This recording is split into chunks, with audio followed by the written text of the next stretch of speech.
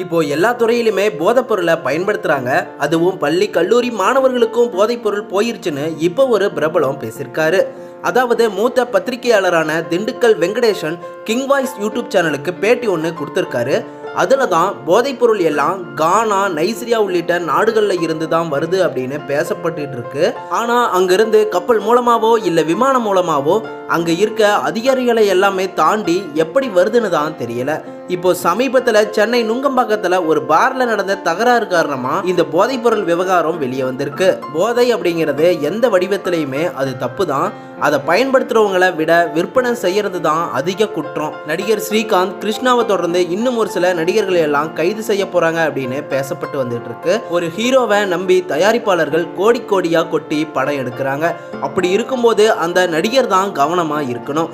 இந்த நிலையில இப்ப 3 எழுத்து நடிகர், 4 எழுத்து இசையமைப்பாளர், 3 எழுத்து நடிகைகள் அப்படின்னு நிறைய பேர் இந்த விவகாரத்துல சிக்குவாங்க அப்படின்னு சொல்லி பேசிட்டு இருக்கீங்க. ஆனா அவங்கள வச்சு படம் எடுக்கிற அந்த தயாரிப்பாளர்களை கொஞ்சம் நினைச்சு பார்த்தீங்களா? தயாரிப்பாளர்கள் கோடி கோடியா கடன் வாங்கி தான் படம் எடுக்கிறாங்க.